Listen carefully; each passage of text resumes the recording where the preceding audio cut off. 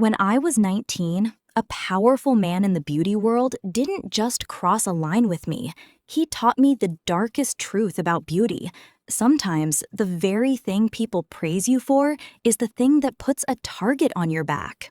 Before I begin my story, please remember to like this video and subscribe to the channel. It helps more than you know, and it tells the platform that stories like this matter, that people care about the truth behind the crowns, the gowns, and the perfect photos. My name is Miranda Hart, and from the outside, I've always looked like the kind of woman people assume has it easy. I'm tall, with long brunette hair that falls in soft waves down my back. My hazel eyes pick up flecks of gold under the light, and strangers used to stop me in shops and say things like, "You should really be a model," or "You belong on a magazine cover."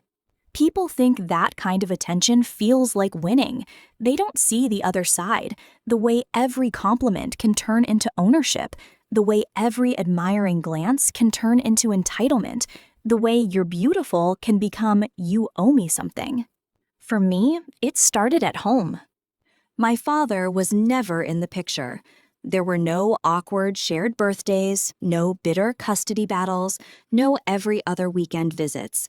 Just a blank space where a dad should have been. Whenever I asked my mother who he was, she'd tighten her jaw and say, "He wasn't important. Everything worth having in you came from me."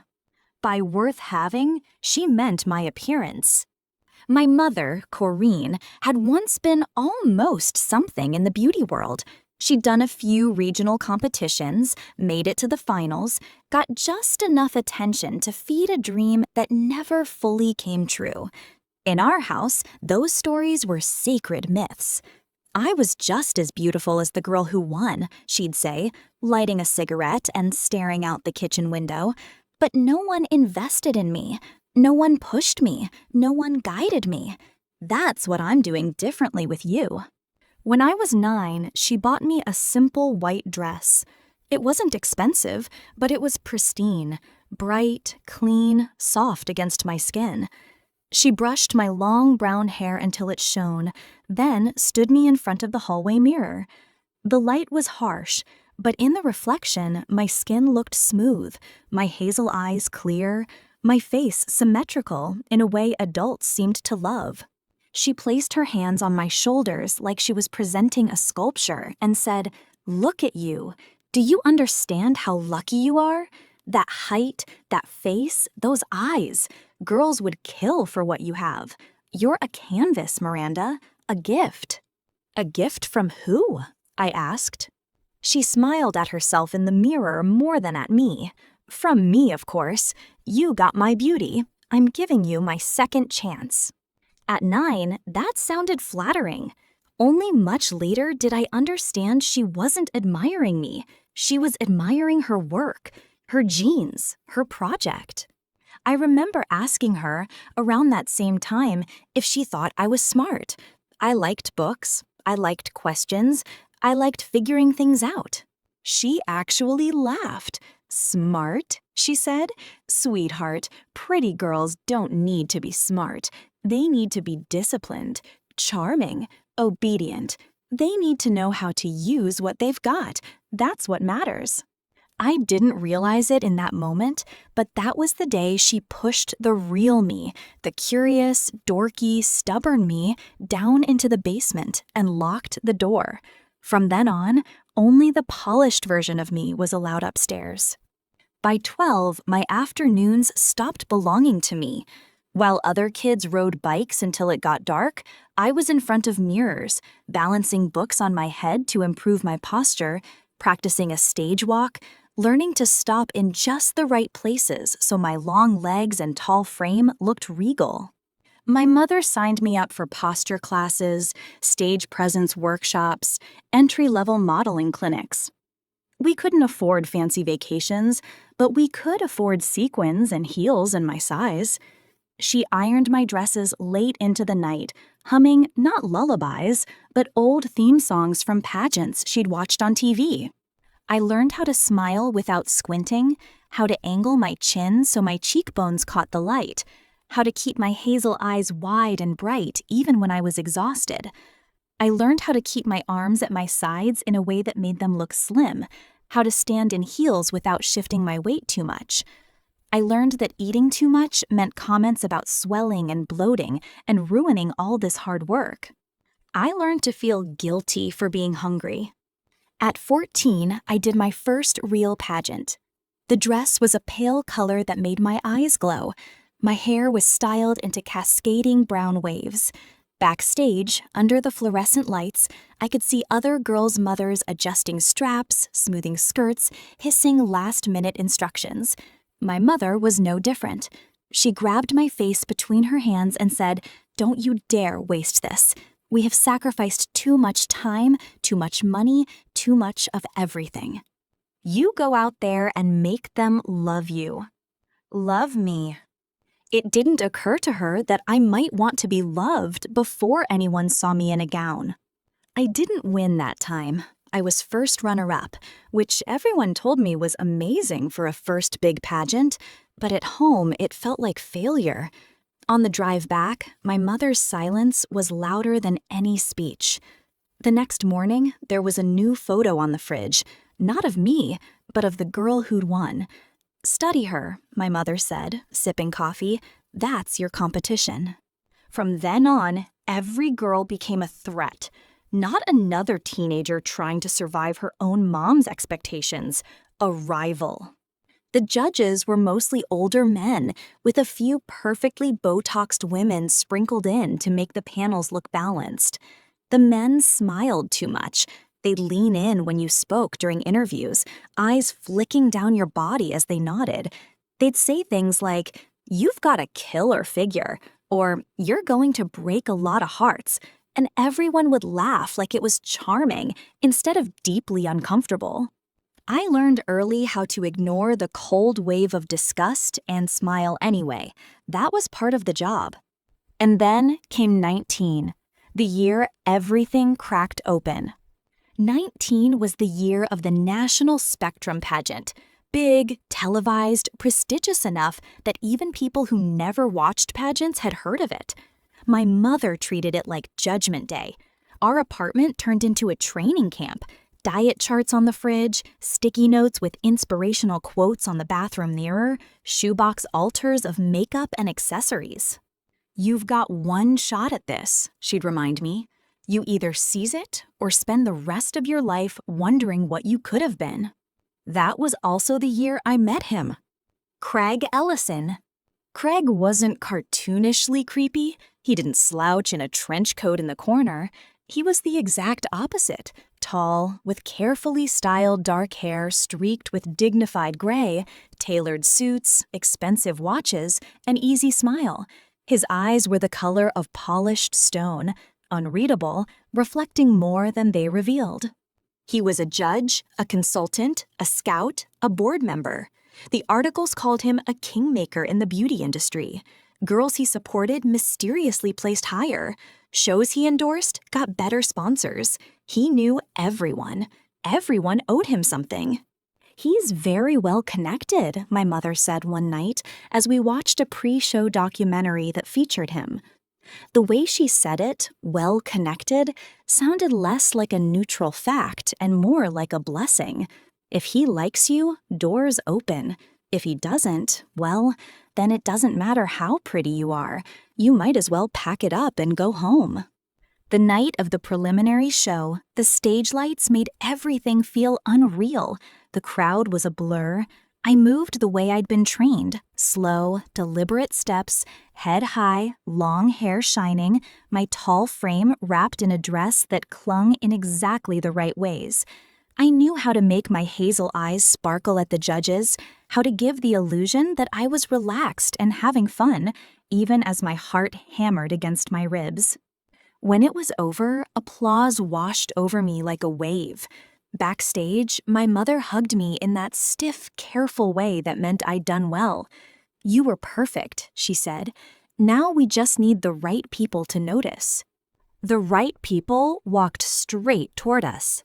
"Miranda Hart," Craig said, his voice smooth as butter. Up close, his cologne smelled expensive and faintly chemical. His gaze swept over me from head to toe in one slow, calculating pass. You are extraordinary. It should have felt like a compliment. Instead, it felt like being weighed on a scale. My mother lit up. "Thank you, Mr. Ellison," she gushed. "She's worked so hard. This is all she's ever wanted." I flinched internally at that. It was all she had ever wanted. Craig smiled, just a little. "I can tell," he said. Then, to me, "I'd like to speak with you privately, if you're comfortable. I see a lot of potential in you. It would be a shame to let it go to waste." Something inside me tightened. Every instinct whispered, no, but my mother's nails were already pressing into the small of my back. "Of course," she said brightly. "She'd be honored. Wouldn't you, Miranda?" I opened my mouth to say that I was tired, that maybe another time, that I needed to debrief with my coach, anything. She squeezed my side, hard enough to sting. "Yes," I heard myself. "Of course." You imagine, when you hear stories like this from a distance, that you would be different, that you would scream, that you would run, that you would fight with everything you had. But when you've been raised your whole life to be obedient and pleasing, you don't know how to say no to power. You barely know what no feels like on your tongue. I won't give graphic detail. That's not what this space is for. But here's what matters. The door closed. The lock turned. The tone of his voice shifted. The career advice he promised turned into something else entirely. Hands that had no right to touch me did. Boundaries that had never been explained to me were crossed, then shattered. When I finally got out, my dress didn't have a wrinkle. My lipstick was still perfectly applied. My hair still hung in glossy brown sheets over my shoulders. To an outsider, I looked immaculate. Inside, something had been broken open. I found my mother in the hallway. The noise of the event roared around us. Laughter, music, the clatter of heels on tile. But all I could hear was my own heartbeat and the echo of his voice. I grabbed her arm. "Mom," I gasped. He did things. I told him no. He wouldn't stop. She slapped me. In the middle of the backstage chaos, she slapped her tall, hazel-eyed, perfectly groomed daughter across the face so hard my head snapped to the side. "Do you have any idea who he is?" she hissed, eyes blazing. "Do you know what he can do for you? For us? Don't you dare ruin this. Pretty girls don't complain, Miranda. They endure. Do you want to throw away everything for one little misunderstanding?" Misunderstanding. That was what she called it. He wasn't the monster in her story. I was. The rest of the competition barely registered. I walked, I smiled, I answered questions. I did everything on autopilot. I placed well, not the crown, but top 5, enough for attention and offers. My mother collected business cards and talked about contracts while I stared at the floor and tried to remember how to breathe. Over the next year, there were other small traumas. A photographer who accidentally let his hand slide too far during a pose correction. A judge who insisted on late-night mentoring sessions. A sponsor who said, "You know the game, right?" when he cornered me in a hallway. And every time I tried to pull away, my mother tightened the leash. "This is the price," she'd say. "Nothing is free. You think the girls who make it don't go through the same things? Stop being naive." Eventually, I stopped fighting with her. Instead, I started leaving. I took fewer competitions. I accepted smaller gigs, then none at all. I said I needed a break. My mother called me ungrateful, dramatic, wasteful. "You're throwing away everything I built for you," she'd scream. "Do you know how many girls would kill to be in your place?" The guilt was suffocating. but the thought of staying was worse. Then she got sick. Lung damage. Years of smoking to stay thin caught up to her. Hospital corridors, beeping machines, the smell of antiseptic and despair. She shrank into the sheets, but her eyes stayed sharp, critical, always scanning, as if even now she was judging my posture.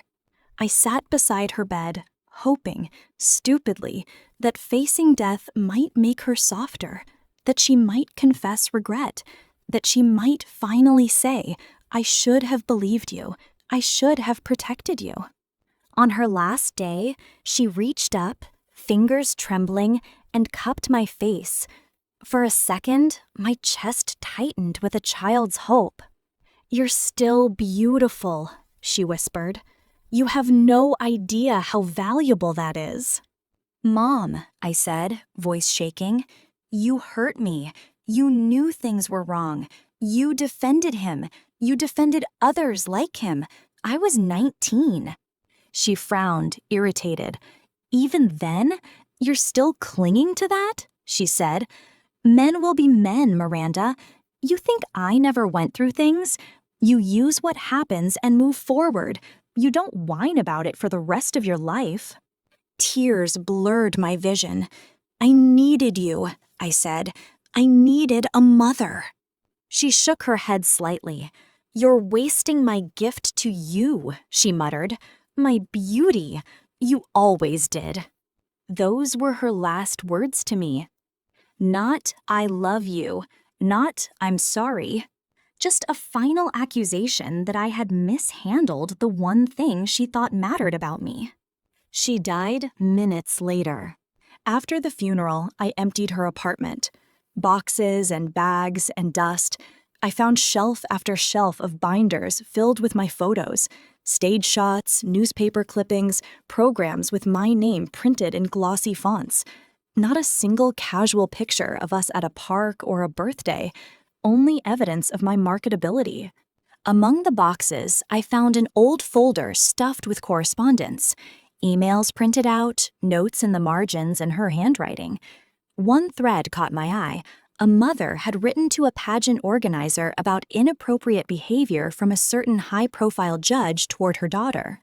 The judge's name was Craig. My mother's reply was there too. "Craig is a respected figure," she'd written. "I've never seen anything to suggest inappropriate behavior. Perhaps your daughter misinterpreted his guidance. We must be careful not to damage reputations without clear proof." In the margins, she'd scribbled a note to herself. "Do not antagonize Craig. He's too important. Need him on Miranda's side." She had known. She had seen enough to read another mother's panic. And she had chosen him anyway. I shoved the folder into a box and slammed it shut. I wasn't ready to deal with what that truly meant. For a while, I disappeared from that world. I worked regular jobs, retail, then a front desk at a small office, then junior marketing. I wore my hair up more, makeup less. I traded glittering gowns for jeans and simple, clean shirts. My beauty didn't vanish, of course. People still stared, men still made comments, but at least in those spaces, my rent didn't depend on appeasing them. In my late 20s, I met Marcus. Marcus wasn't famous. He wasn't rich. He didn't arrive in a tailored suit with an entourage or promise me a career.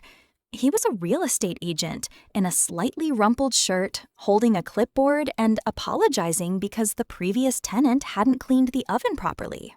He was tall, with warm brown skin and gentle eyes, and he smiled at me like I was a person who might or might not want to rent an apartment, nothing more.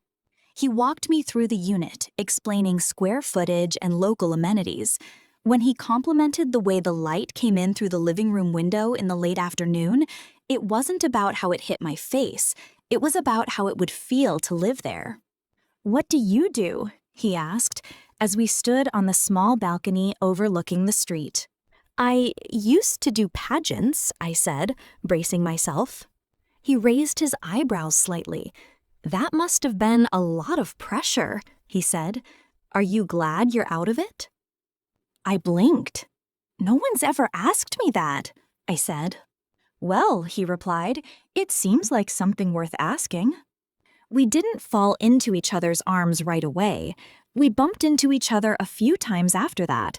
He called to follow up about the rental. I ended up taking a smaller place he found for me.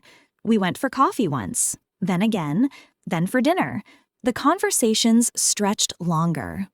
He asked about my favorite books, the music I listened to when no one else was around, whether I preferred the beach or the mountains. He listened when I answered, really listened, with his whole attention. The first time I told him, in vague terms, that something bad had happened to me in the pageant world, he didn't lean in, hungry for details. He didn't ask, what did he do? He just said, I'm so sorry, you didn't deserve that, and took my hand like he was trying to anchor me back into the present. He saw me, not the tall, beautiful brunette with hazel eyes, but the woman behind all that, the tired, wary, still hopeful person underneath. It was Marcus who eventually said, you know, you talk a lot about how dangerous that world can be, but also about how much those girls need someone who understands. Have you ever thought about going back?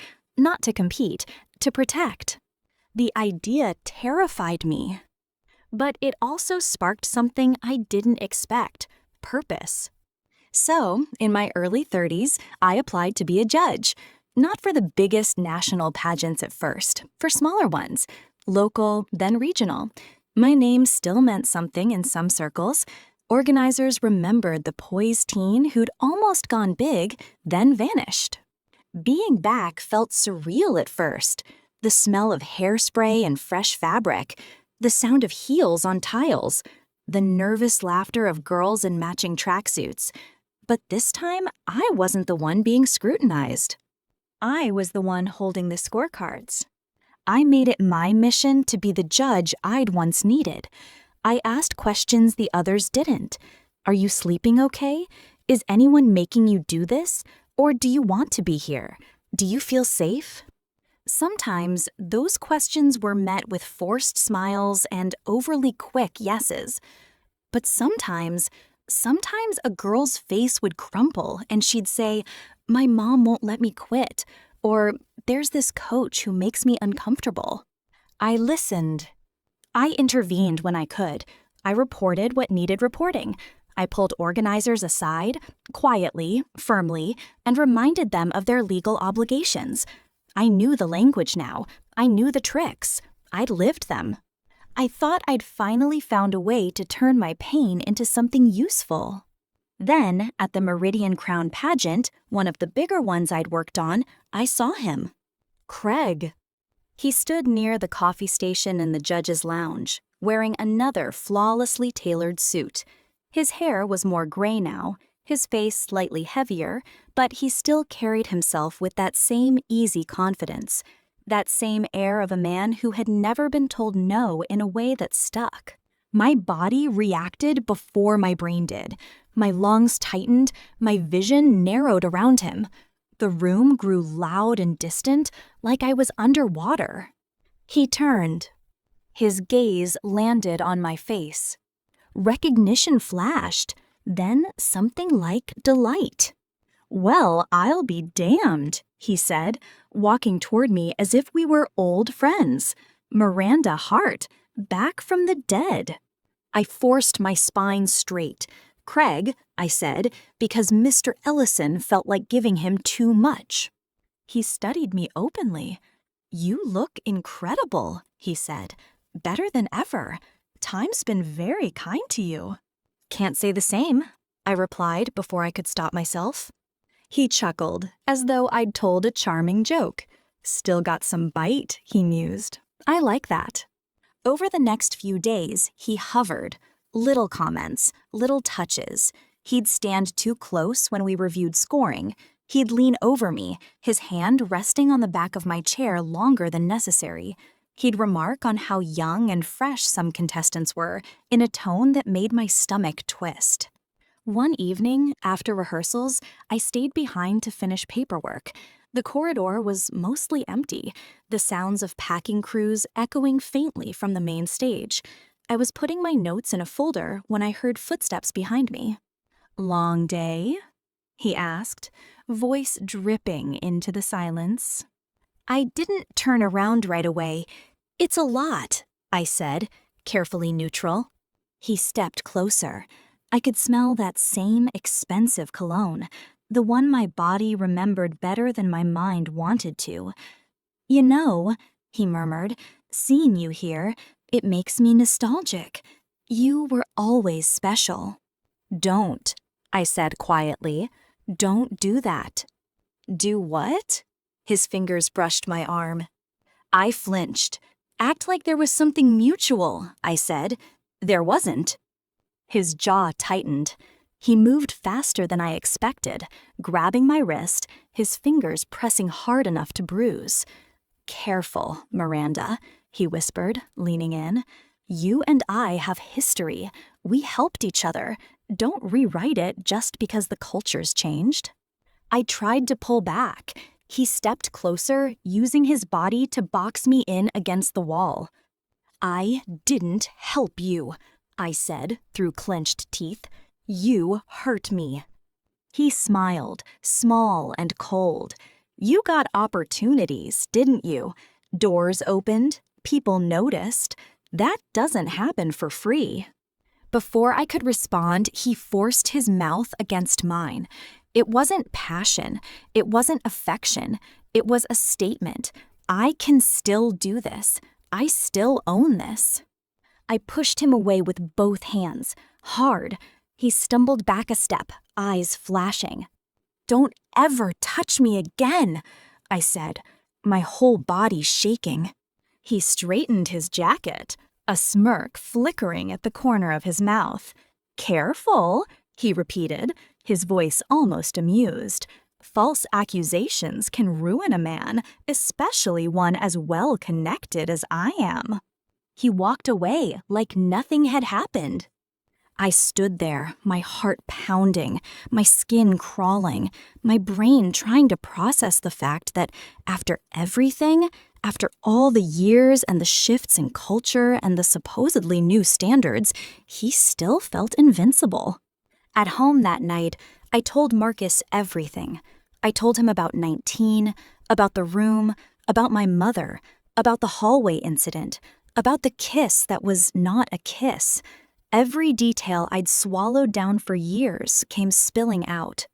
Marcus didn't interrupt. He didn't ask what I was wearing. He didn't ask why I hadn't reported it sooner. He didn't ask why I'd agreed to meet Craig back then. He just listened. When I was finally done, my throat raw and my hands trembling, he took a breath and said, surging anger, "He doesn't get to keep doing this. Not to you, not to anyone. We're not going to lose this time. But we're also not going to be reckless. We're going to be smart, and we're going to be thorough, and we're going to end him."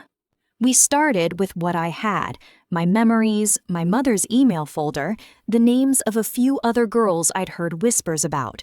Marcus, who was used to combing through contracts and records in real estate, shifted that same diligence onto Craig. We dug into public records, old articles, obscure online forums. I went back to my mother's boxes and forced myself to read through everything. That's when I found more. The email thread I'd seen before, another mother raising concerns about Craig's behavior, wasn't just a single exchange. There were follow-ups, drafts of non-disclosure agreements, notes about confidential resolution and avoiding unnecessary scandal, a line about compensation in exchange for discretion. My mother had never just defended him with words. She had helped negotiate silence. I stared at her handwriting in the margins. "Don't alienate Craig. Too valuable." The betrayal hit like a physical blow. She hadn't just failed to protect me. She'd actively protected him, for access, for power, for the chance I'd be his favorite asset. I showed Marcus, my eyes burning. "She knew," I whispered. She knew enough to do this, and she still sent me alone with him. He read every page, his jaw tight. Then this isn't just about you, he said. This is about every girl she sacrificed for proximity to him. It's about a system that rewards men like him for decades and tells girls like you to be grateful. We knew my word alone wouldn't be enough. Men like Craig are shielded by doubt, by connections, by time. We needed proof. We made a plan. I would reach out to him, frame it as surrender. I sent an email, carefully worded. I told him I regretted being distant, that I wanted to be more involved, that I was interested in advancing beyond judging into leadership, that I was willing to do what it takes to be on the inside. It made me want to throw up. He replied within an hour. "Glad to hear you've come to your senses," he wrote. "Let's talk in private, just you and me, like old times." We set a dinner in a private room at an upscale restaurant. Marcus arranged discreet recording equipment in advance. We checked the laws. We wanted this to hold up. I showed up in a simple but elegant dress, fitted but not flashy. My long brunette hair hung loose. I knew he liked it that way. If I was going to lure him into showing himself, I had to let him think he'd won. From the moment he arrived, Craig treated the evening like a victory lap. "I knew you'd come around," he said, pouring himself wine. "You were always smart beneath the dramatics." "Smart?" I echoed. "I thought pretty girls didn't need to be smart." He laughed, missing the bitterness. "You know what I mean. You understand value. You always did. We had such electricity." I let him talk. I asked the kinds of questions that invited arrogance. I asked about how he discovered talent, how he mentored girls, how he'd helped those whose parents were pushy but useful. He bragged. Of course he did. Men like him always do when they think they're safe. He talked about late-night private meetings being part of the process, about separating the truly dedicated from the ones who just want attention, about girls who were more than willing to show their gratitude. When I gently pushed and asked, "Did you ever worry some of them were too young to understand what that gratitude meant?" he waved a hand. "Please," he scoffed. "Their mothers knew. Everyone knew. It's transactional. They get access, connections, a shortcut. I get company. Only naive people pretend it's anything other than that." He reached across the table, placing his hand over mine, his thumb tracing the back of my fingers. I had to fight the instinct to yank away. "You and I," he said softly, "had something special. You could have gone so much further if you'd stuck with me. But all is not lost. You're still gorgeous. We could do this properly now. You beside me, helping decide who gets ahead. Girls would do anything to please you, knowing it meant pleasing me. Think about what that kind of power feels like." I looked at his hand, then at his face, and smiled. The coldest smile I've ever given. "I have thought about what power feels like," I said. "A lot." The door opened. Marcus stepped in. Craig jerked his hand back too quickly, guilt flashing across his features before he smoothed them back into annoyance. "Who the hell is this?" he demanded. "This," I said, cold determination, "is my partner. The one who actually sees me as a human being, and the one who's been listening to everything you just said." Marcus placed a small device on the table, red light blinking, still recording. Then he set down a folder, thick with printed pages. "In here," Marcus said calmly, "we have transcripts of this conversation, copies of old emails about previous complaints, and preliminary statements from women who are prepared to speak publicly if you try to bury this." Craig's face flushed, then drained. "You've lost your mind," he snapped. "You think you can blackmail me? I will ruin you. I will make you unhireable in every serious pageant in this country." "You already did that," I cut in, "when I was 19. You just thought I'd never fight back." Marcus didn't raise his voice. He didn't need to. "Here's what's going to happen," he said. "You're going to provide Miranda with $500,000 in cash. No paper trail, the way you like to move money when you pay for silence. In exchange, she will give you 2 weeks before we take this to law enforcement and the press. Not instead of, before. We're not bargaining away justice. We're buying time and making sure you feel what it's like to lose something precious to you, too." Craig stared at him in disbelief. "You admit to extortion, and you think I won't go straight to the police?" "You can," Marcus said, "but then you'll have to explain where the $500,000 came from. You'll have to explain the previous quiet settlements, the undeclared funds, the pattern, the fact that you paid, multiple times, to hide crimes that should have put you behind bars years ago." "You've spent decades counting on girls being too scared to talk," I said. "Count on me not being scared anymore." He tried to bluster, to threaten, to reassert dominance. But the fear was there, in the tightening of his jaw, the tremor in his hand, the way his eyes flicked between the device, the folder, and the door. He paid.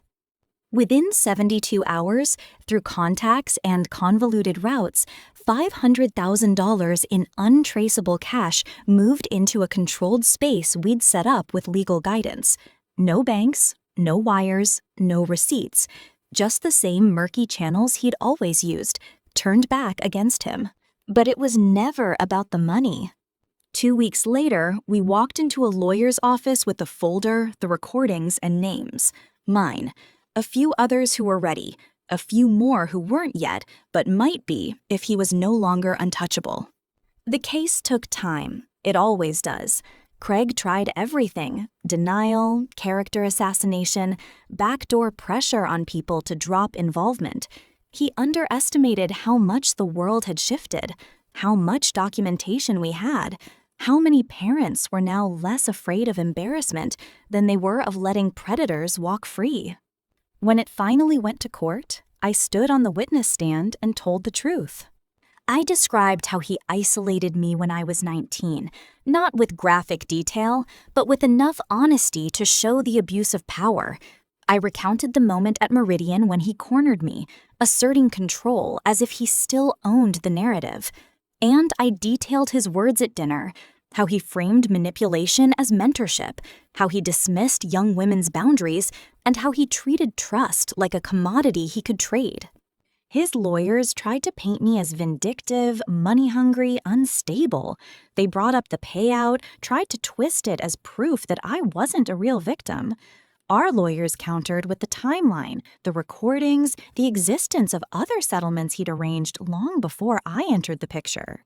Other women spoke. One by one, they took the stand. Some shook, some cried, some kept their voices flat with effort. All of them told pieces of the same story: a powerful man using access and influence as a weapon, counting on shame to shut them up. In the end, the jury didn't buy his performance. Craig Ellison was convicted of felony sexual assault and aggravated assault with intent, along with charges related to abusing a position of authority and tampering with witnesses in previous cases. The judge called his behavior a long-standing predatory pattern that exploited vulnerable young women for personal gratification under the guise of mentorship. He was sentenced to 8 years in prison. Real time. No suspended sentence. No quiet deal. He would have to register as a sex offender when he got out. He'd be barred from working anywhere near minors, from holding positions of power in youth-focused organizations. His fall from grace became a cautionary tale in the very industry that had once worshipped him. The $500,000 he tried to use as a shield became a weapon I aimed at the system that made him. I used it to start a foundation, small at first, then slowly growing. We provided legal support for girls and young women in beauty and entertainment. We paid for therapy for those who couldn't afford it. We ran workshops for parents about boundaries, red flags, the difference between ambition and exploitation. Not everyone welcomed us. Some organizers rolled their eyes, muttering about hysteria and witch hunts. Some parents didn't want to hear that they might be part of the problem. But others hugged me with tears in their eyes and said, "Thank you. I didn't have this when I was young." I began holding a monthly gathering called More Than a Mirror. No gowns, no makeup requirements, just a circle of chairs in a plain room above a community center. The first session, the girls sat awkwardly, fidgeting with their sleeves. "Introduce yourselves," I said, "but you're not allowed to describe how you look." Silence. One girl laughed nervously. I don't know what else to say," she admitted. Another started with, "I'm tall," then caught herself and frowned. So I went first. "My name is Miranda," I told them, "and I'm someone who survived things I never should have had to. I'm stubborn. I care about fairness more than is probably healthy. I cry at sad commercials. I overwater plants because I'm terrified of them dying. I love stories that make me feel less alone.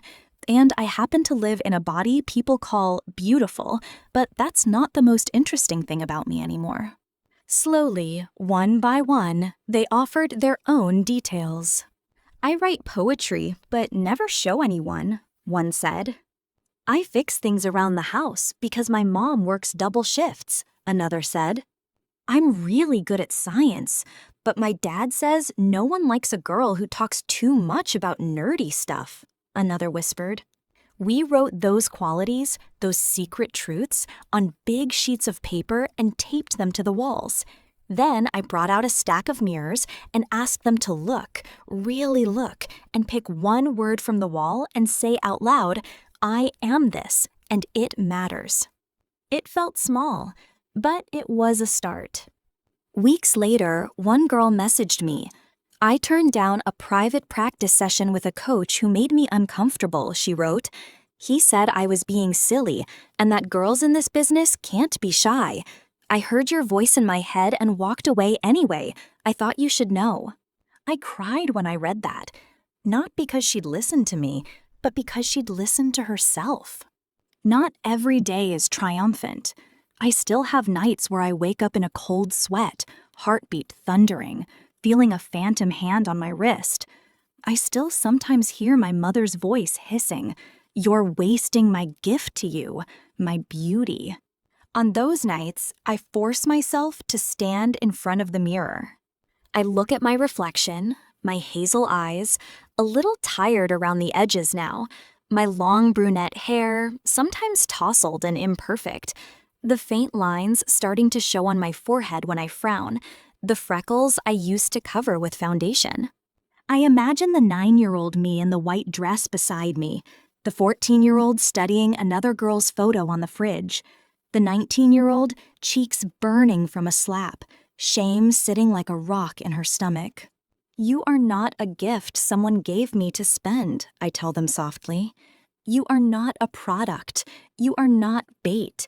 You are not a prize for someone else's shelf. You are a person. You survived, and you are choosing different now." Marcus appears behind me in the reflection, looping his arms around my waist and resting his chin on my shoulder. His eyes meet mine in the glass, warm, steady, proud. "You okay?" he asks quietly. "I think so," I say, "more than I used to be." He nods. "You know," he adds, "your beauty is probably the least interesting thing about you at this point."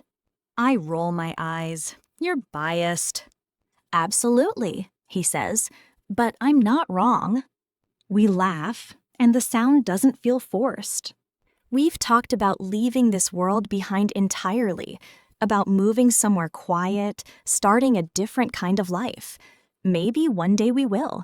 Maybe one day I'll feel like the work is done, or at least that it's no longer my fight. But for now, when I walk into a pageant venue and a nervous girl visibly relaxes because she recognizes me, because she's heard my story, because she knows there is at least one adult in the room who won't tell her to endure, I know I'm where I'm supposed to be. My name is Miranda Hart, and I was once a girl who believed my only value lived in the way I looked on stage.